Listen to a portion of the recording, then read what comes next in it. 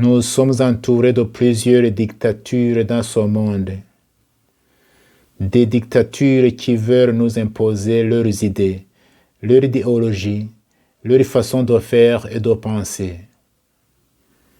Parfois, nous sommes des prostituées qui s'ignorent, des prostituées spirituelles, intellectuelles, etc. Tu ne peux pas être libre si tu as la peur phobique de perdre. Peur de perdre tout ce qui te donne la joie de vivre. Tu peux être esclave dans une démocratie absolue. Tu peux être libre dans une dictature absolue. Tu seras toujours esclave si tu as peur d'être libre. Tu ne peux pas être libre si tu as peur de perdre. Tu ne peux pas être libre si tu as peur de la liberté de l'autre. Aime et tu seras libre comme un lion dans la jungle. Aime et tu vas dominer le monde.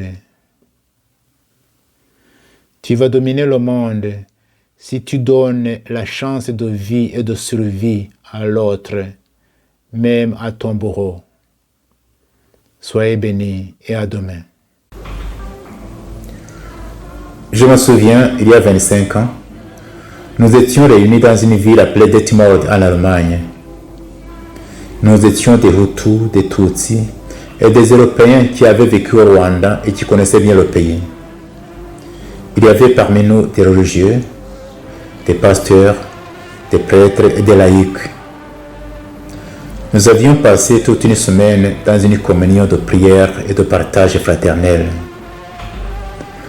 Mais le soir du dernier jour de notre rencontre, nous avons vécu quelque chose d'extraordinaire. Les Tutsis qui étaient venus du Rwanda, quelques-uns étaient même nos amis, on se connaissait très bien, ils nous ont raconté leur calvaire pendant les génocides. Mais ils disaient tout cela dans un ton fraternel, sans haine ni rancune. Lorsqu'ils nous racontaient le mal qui a été fait à eux et à leur famille, les Hutus qui étaient là furent pris de pitié et de compassion. Les uns commencèrent à pleurer, d'autres s'agenouillèrent en disant ceci: vous les Tutsis ici présents, nous vous demandons franchement pardon pour ce mal extrême que les nôtres vous ont fait. Les Tutsis qui étaient là furent touchés par ce geste des Hutus. Les uns se levèrent pour les embrasser et les consoler en disant ceci: votre douleur compatissante et votre demande de pardon nous ont touché le cœur et nous nous sentons franchement soulagés. Mais d'autre part, nous aussi les Tutsis ici présents, nous devrions demander pardon aux Hutus. Oui, nous demandons pardon pour les peines et les souffrances que les nôtres ont fait subir aux Hutus tout au long de l'histoire de notre pays. Les Européens qui étaient là furent étonnés et ils disaient ceci: c'est la première fois que nous entendons des paroles pareilles parmi les Rwandais. Nous aussi, en tant qu'Européens, nous demandons pardon aux Rwandais parce que nous avons une responsabilité dans les malheurs qui ont frappé les Rwandais. Nous demandons pardon parce que nos pays ont complètement abandonné les Rwandais à leur sort pendant les périodes les plus difficiles de leur histoire. Et enfin, après tout cela, nous nous sommes assis et se fit le silence. Après quelques instants, quelqu'un se leva et rompit le silence en disant ceci: je suis sûr que ce qui vient de se passer ici, c'est un miracle qui vient de Dieu. Je pense, disait-il, que nous devrions mettre par écrit ce que nous venons de vivre ici et inviter les Rwandais, nos compatriotes, à écouter la souffrance de l'autre, à se tenir dans la brèche et à demander pardon. Nous avons composé cet écrit et nous l'avons appelé Confession de Detmold. Detmold, c'est cet endroit où nous étions réunis. Vous pouvez trouver cette confession traduite en plusieurs langues sur son site confessiondedetmold.com ou sur la chaîne YouTube Dr Fulgence Loïza. Parmi les gens qui ont signé cette confession, quelques-uns sont morts. Mais je ne doute pas que le Seigneur, notre Père commun, les a reçus dans son royaume éternel. À sa publication, c'est-à-dire à la fin de l'année 1996, cette confession a été différemment accueillie et appréciée. Tandis que beaucoup l'appréciaient hautement et disaient que c'était le seul chemin que les Rwandais devraient emprunter pour arriver à la vraie réconciliation, d'autres s'y opposaient carrément, et parmi ceux-ci on pouvait trouver quelques prêtres et pasteurs.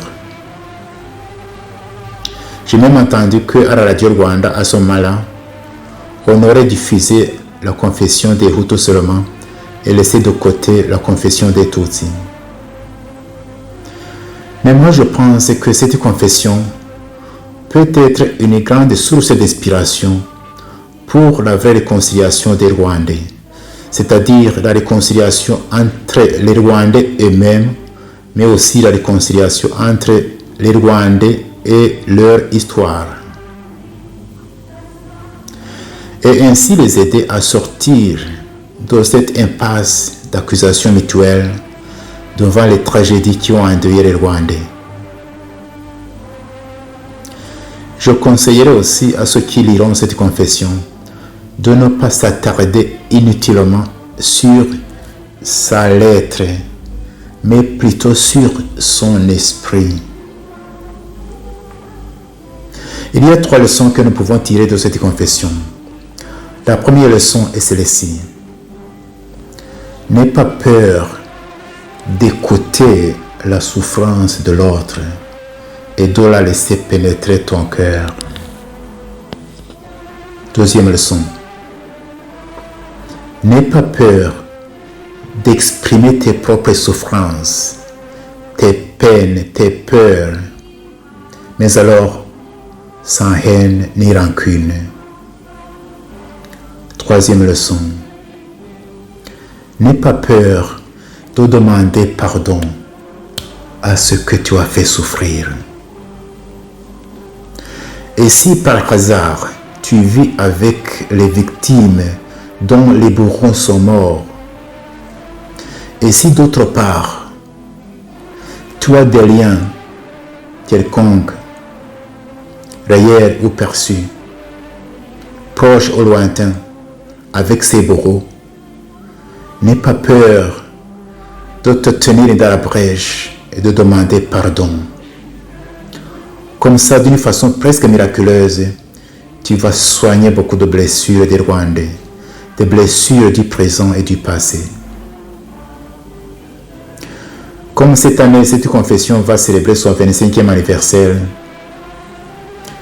je viendrai chaque jour tout au long de cette année sur cette chaîne pour voir voies et moyens de bâtir un Rwanda où il fait beau de vivre pour tous les enfants du Rwanda.